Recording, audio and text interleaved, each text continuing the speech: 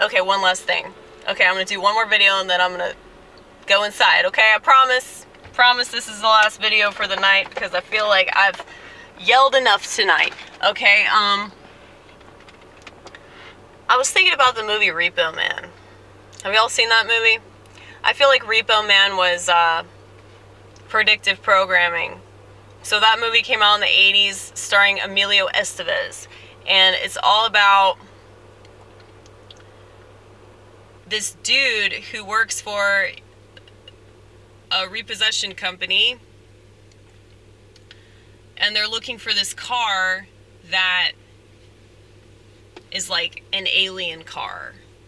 Okay, so it's I don't want to like give the movie away or anything, but it's really good. It's really good. It's cheesy, but it's good. I mean, it's made in the 80s, so it kind of has to be cheesy.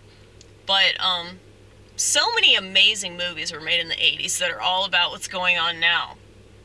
But yeah, so the whole movie's about like trying to locate this magic car, okay?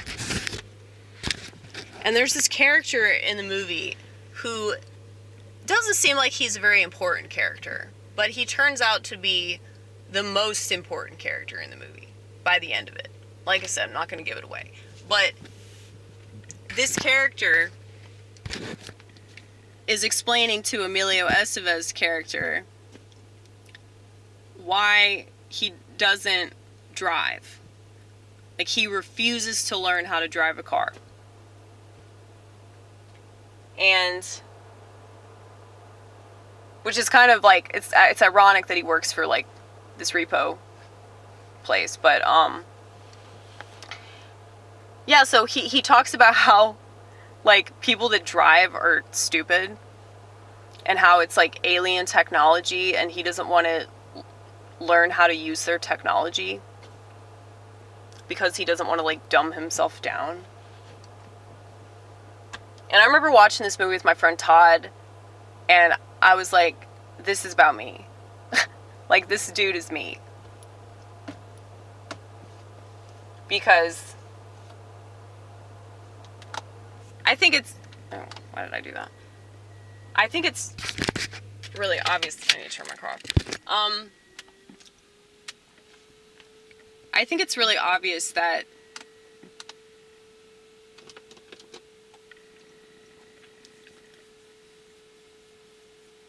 the whole goal of convincing society to upgrade their phones from like the, what was it, 2G to 3G, and now it's 4G.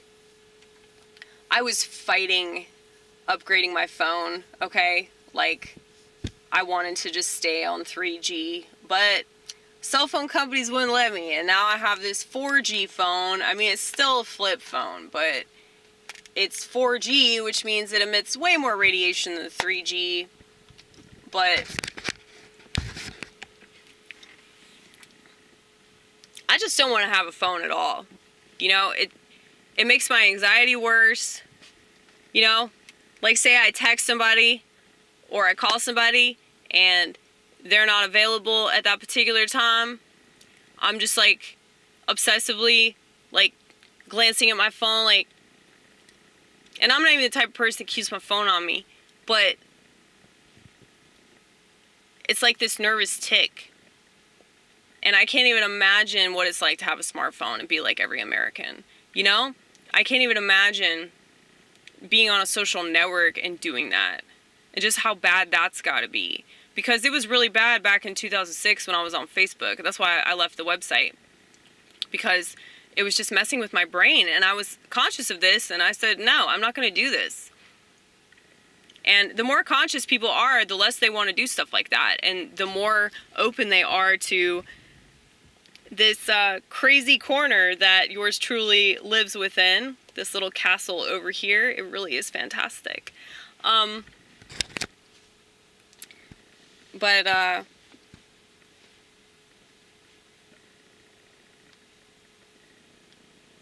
Yeah, I mentioned that movie Repo Man because I think that it is like really important for people to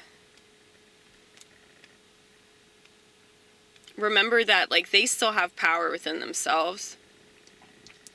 And they're just giving it away. They're giving it away, they're throwing it away. And then they want to complain about how, like, the elite are taking it away. No, they're not. No, they're not. Because the cell phone companies are working with all these pieces of crap, okay? Don't think it's not all connected. Such a beautiful sound, isn't it? But yeah.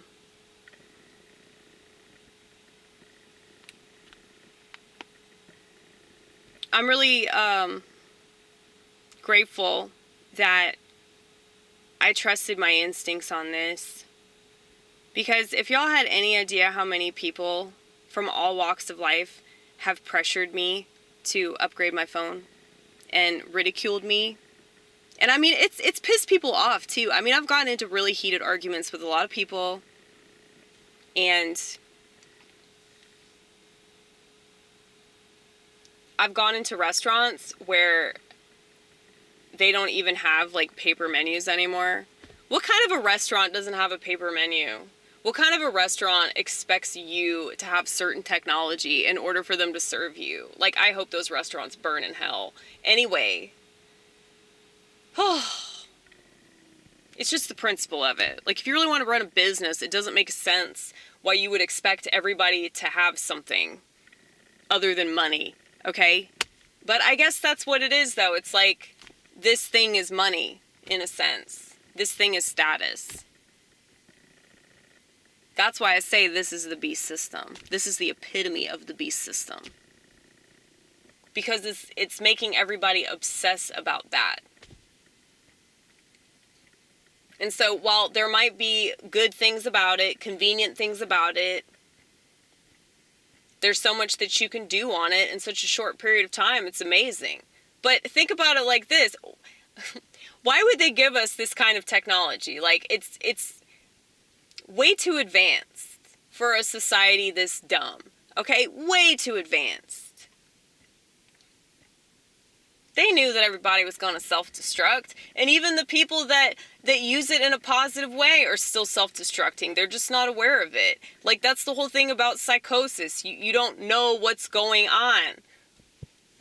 And just say I'm in psychosis. Just do that. Just project. Just project. That's all y'all motherfuckers know how to do. Anyway, I'm just really glad that I'm like that dude in Repo, man. I'm just so grateful that the Lord made me this way.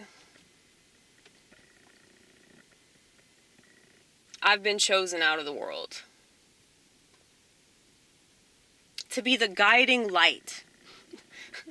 Because I'm not following the light of my phone, okay? Everybody else has the light emitting from their phone, and I just have light emanating from my existence, okay? That is how amazing I am. That's God's grace, by the way, okay? Because I have been quite a failure. I'm still a failure in this life, but I was way more of a failure in my past life, okay? But I mean, I understand, like, the aspect of, like, oh, well, it's you know, the direction the world is going, and it seems like it would be more pragmatic to go along with it than go against it. I get all that. But what you don't get is that going along with it makes it a lot easier for communists. Okay? It makes it a lot easier for them to have this massive takeover that y'all want to whine about on social media. But that's cool, though, because you get a lot of people watching your videos about the communist takeover. So it's like people are just watching TV, complaining about how everything's being taken over, maybe because you're watching TV. I mean, it's just so frustrating, man. It's so frustrating. I hate this country so much. I mean, but the thing is, though, if I lived anywhere else, like, I don't think that I would have been anywhere near as blessed as I am here. So I realize that. I think about that a lot. you know, all the stuff I complain about, you know, it's multifaceted, you know?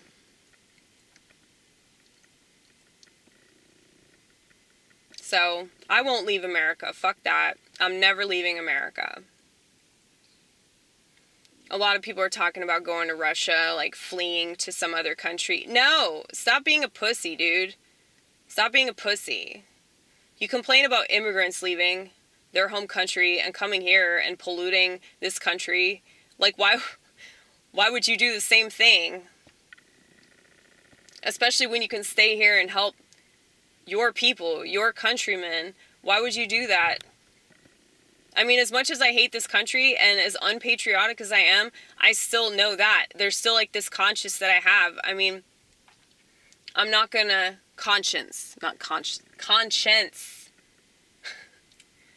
conscience. I have a conscience. I'm not gonna leave my country when I could be of service to the people that live here. You know? Because that's messed up. And that's my issue with immigration. It's not just like it's taking taxpayer money and it's changing the demographics and all that. Yeah, that's so true. All of that's true, but I just can't believe that they would want to leave their people in their home country. Like, that just does not make any sense to me.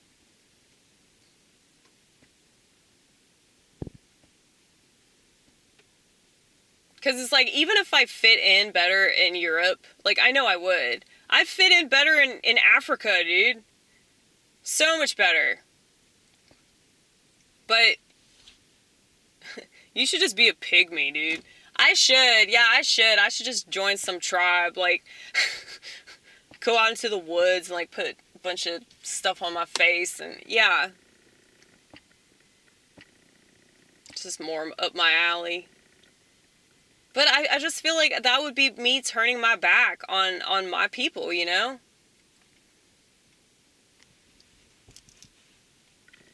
And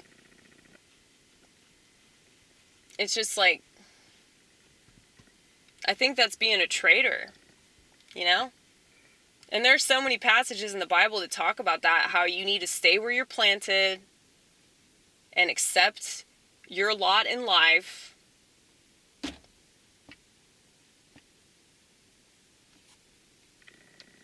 And if you leave, like, your home country, I mean, that's just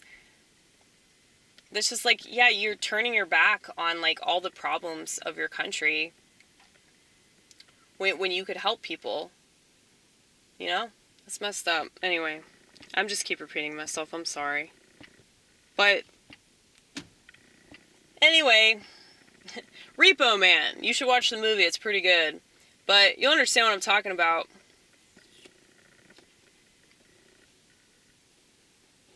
It's a great movie. There were all kinds of movies in the 80s that were about all the issues now, like that one, and then, what's that other one? I mean, obviously They Live. Everybody knows the movie They Live. But, Videodrome, that's about pornography being a form of, social control and mind control and all that. It's about snuff films, too. So, it's probably about sex trafficking. What else came out? A lot of stuff. We can't go into it, dude. We have to end the video. Okay, I'm sorry. But, yeah, watch Repo Man. Don't watch YouTube videos of people whining about politics and just saying the same regurgitated crap, okay? It's like all the people do is just, like, whine about what's going on, you know? It's like, I guess they just don't know what else to do, man. They just like, okay, well, I'm just gonna do another video where I'm just, like, talking about, you know, the Senate, or I'm talking about Trump, or I'm talking about Biden, or I'm talking about the Ukraine, or whatever. I mean, it's like, I guess I'm essentially doing the same thing, just, like, from another angle. But it's just like, You know, you see this with, like, panelists or whatever. Like, you see it on CNN, where there would be, like, a bunch of people, like, talking about politics and, like, some show. And it would be so boring, dude. And now, like, everybody's doing that. They're like, okay, well, I don't have to work for CNN. I just have to be on YouTube. And, like, now we're going to pretend that our opinions are really important because we all like to think that we do comedy, even though none of us are doing anything creative. But, I mean, look, I know I get compared to Andy Kaufman a lot. Andy Kaufman was an outsider, that's why. Like, this is what I'm talking about in regards to comedy. Nobody's on the outside. You cannot be on the outside if you have a smartphone. You just can't, because you can't see it, man. You just can't see it. You want proof? You got a smartphone? Okay? Everybody does. Except Mr. Theron. We love you, Adam. We love you! We love you so much. I want to meet you so bad. You have no idea. But yeah, so you got a smartphone? Do yourself a favor. Go to a public place. Go to a restaurant. Go to a library. Go to a gym. Go to the mall. Go anywhere. Public place. I already said that. Just any public place without your phone. And just pay attention to how everybody behaves, okay? Pay attention to how everybody around you is on their phone. Go to a restaurant, okay? Restaurant's probably the best place where you can perform this little experiment, okay? Go to a restaurant and just sit there and order some food and just pay attention to everybody around you, okay? You won't be able to unsee it. And that's the thing. That's why people won't leave the house without their phone. Because it's like, oh, what would I do? What would I do if I don't have something to distract me from my boredom? What would I do if I didn't have something to mindlessly stare at, you know, during the 30 seconds where I have to wait my turn at an intersection? What would I do if I didn't have this option of being able to be entertained by some YouTube video or somebody's stupid opinion on Twitter?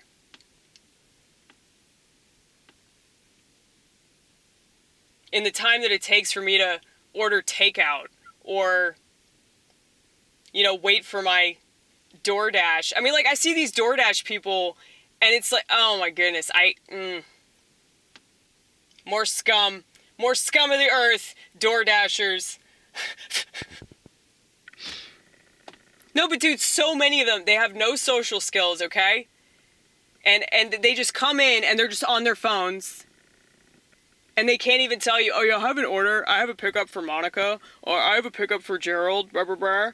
You know, like, they can't even say that. But it's like, yeah, people, like, they're not even waiting, like, a whole minute for anything. And, like, they have to get on their phone. I mean, like I said, everybody's gonna burn in hell.